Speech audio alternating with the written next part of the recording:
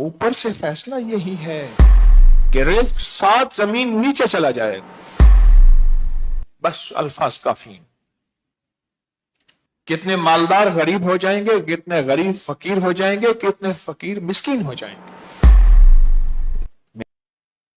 میری بات پہ غور کیجیے گا. اور مسکین اسے کہتے ہیں جس کے پاس خود کئی دن کئی ہفتے ہو ہی نہ کچھ کھانے کو. آقا کا فرمان ہے، مفہوم ہے، ہر روز ریٹ لسٹ اوپر سے طے ہوتی ہے عرشوں سے.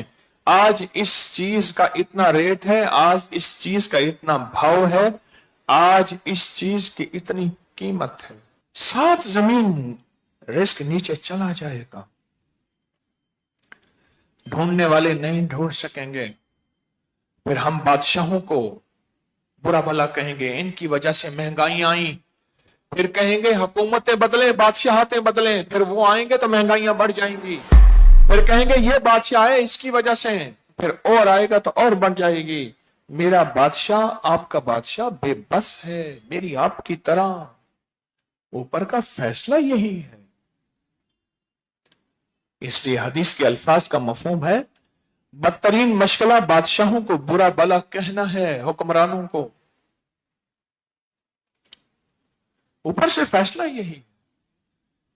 وہ ہمارے بس میں ہے ہی نہیں. ہم بادشاہوں کے پیچھے پڑے ہوئے ہیں کہ ان کی وجہ سے مہنگائی ہو گئی ہے. فلاں حکومت آئی ہے تو اس نے یوں کیا، فلاں نے آئے تو یوں کیا، فلاں نے آئے یوں کیا. 100 دن تبصرے کر کے نا ان چیزوں پہ شوگر بھی ہو گیا، بلڈ پریشر بھی ہو گیا، ٹینشن بھی ہو گئی، روٹی روزی بھی گئی. السلام علیکم. کوئی شخص یہ چاہتا ہے کہ اس کو اللہ پاک کی رحمتیں، برکتیں، دولتیں، عزتیں سدا ملتی رہیں. وہ مہینے میں صرف 3 راتیں اللہ کو دے دے، پورے مہینے میں زندگی کی 3 راتیں. کمالات آپ کے سامنے بیان کروں، میرا خیال گمان ہے کہ ان 3 دنوں میں دنیا بند ہو جائے اور ہر بندہ کہے کہ ہر چیز بند ہے بس، اور میرے پاس کوئی نہ راستہ ہے نہ کوئی منزل ہے. آنے والے حالات ہوائیں بتا رہی ہیں. ہوا چلتی ہے، بادل بنتے ہیں، آپ کہتے ہیں بارش ہونے والی ہے.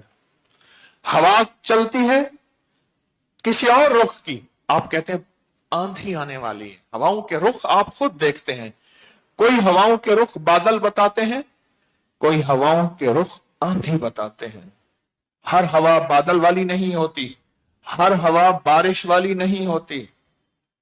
اسی طرح ہواؤں کے رخ بتا رہے ہیں کہ کیا ہونے والا ہے. آثار بتا رہے ہیں مہنگائیوں کے نام پہ، آثار بتا رہے ہیں چیزوں کے نام پہ، آثار بتا رہے ہیں جو ہوائیں فضا پوری دنیا میں چلی ہے. آنے والا وقت کیسا ہوگا یہ آثار بتا رہے ہیں. یہ ذہن نشین رکھیں، آنے والا وقت کیسا ہوگا. رزق 7 زمین نیچے چلا جائے گا. اب 7 زمین نیچے سے کون لے آ رزق؟ خود سوچیں.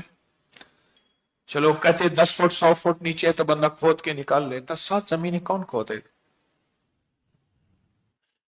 جس کے عمر سے 7 زمین نیچے رزق جائے گا، پھر اسی کا پاؤں پکڑیں، پھر وہی لے آئے گا. آپ اپنے لیے دعا کریں، کسی اور کے لیے کریں. مجھے یاد ہے، میں نے تو ان راتوں میں جس کے لیے دعا کی تھی، رب نے اس کے ساتھ، کسی نے روح مانگی، روح ملی، رزق مانگا، رزق ملا، اللہ مانگا، اللہ ملا، اس کا حبیب مانگا، حبیب ملا، اور پتہ نہیں کیا کچھ ملا. مجھے تو یاد ہے. اور یہ صرف میرے لیے نہیں ہے، میرے ساتھ نہیں ہے، ہر اس شخص کے ساتھ جو اللہ اس کے رسول پہ ایمان رکھتا ہے، اس شخص کے ساتھ جو کہتے ہیں آمنت باللہ وملائکتہ وکتبہ ورسلہ والیوم الآخر والقدر خیرہ وشرہ من اللہ تعالی والبعث بعد الموت. ہر اس شخص کے ساتھ ہے، اور وہ آپ سارے ہیں. ایام 20 کی 13، 14 اور 15 چاند کی صرف 3 راتیں اللہ کو دے دیں.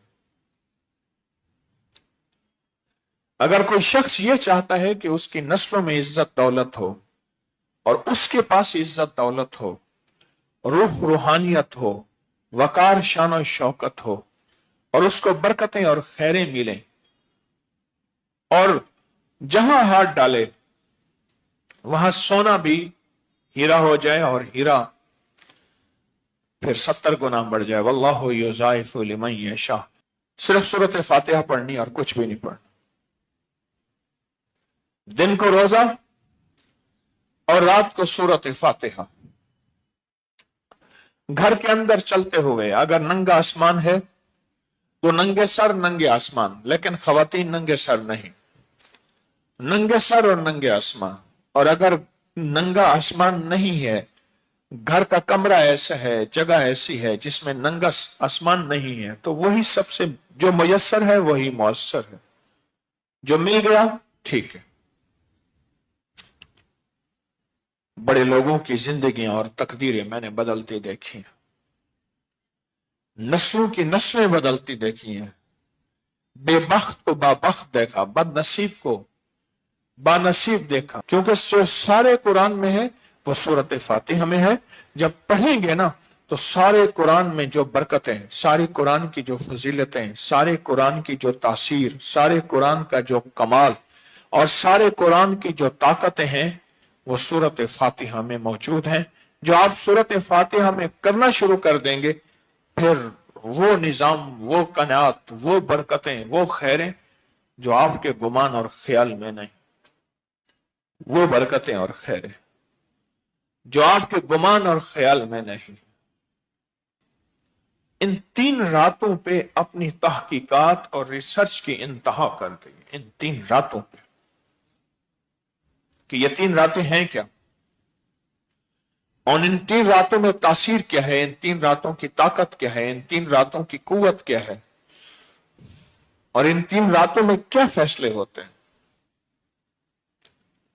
یہ دراصل جلال کی راتیں ہیں، جلال کی راتیں ہیں، اور شہنشاہ جب جلال میں ہوتے ہیں تو پل میں فیصلے ہو جاتے ہیں کہ ہمارا امر ہے، ہمارا حکم ہے، اس کو غریب کر دو، ہمارا امر ہے، حکم ہے، اس کو مالدار کر دو، ہمارا امر ہے، اس سے سجدے چھین لو، اس سے ہمارا نام چھین لو، اس سے ہمارے دوستوں کی محفل چھین لو، تسبیح خانہ جانا آنا تھا چھین لو، اس نے کوئی بے قدری کا بول نکالا ہے، بے قدری کی ہے، ہمارا حکم ہے، اس کے اٹھے ہوئے قدم جو خیر کی طرف بڑھ رہے تھے وہ چھین لو، ہمارا حکم ہے۔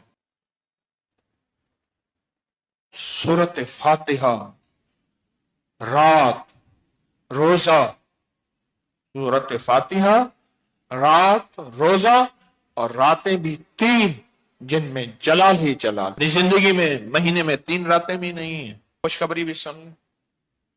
ایک بابا جی تھے، انہوں نے نماز پڑھائی، الحمدللہ رب العالمین، پھر چپ ہو جاتے تھے، چپ، پھر الرحمن الرحیم، پھر چپ۔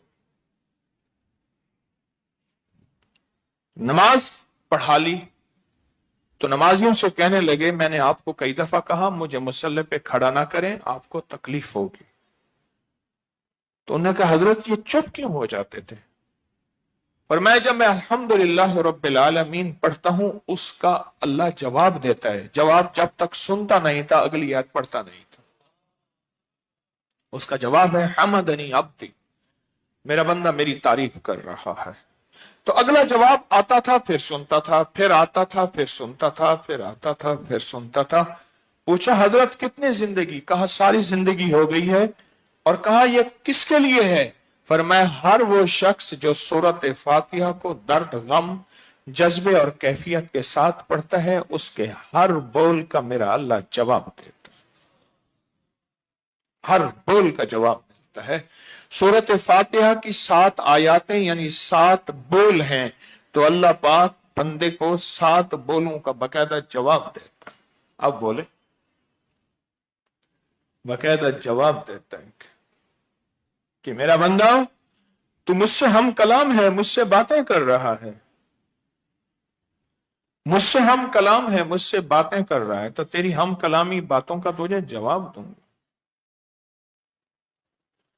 تیری ہم کلامی اور باتوں کا تجھے جواب دوں گا۔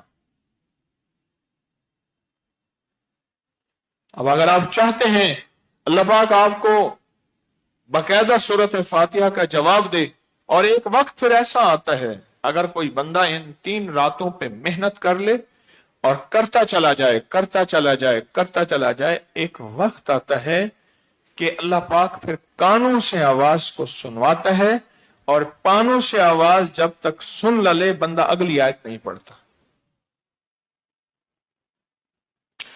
جیسے بعض لوگ ہیں جب تک آقا کہ روضہ اطہر سے جواب سن لیں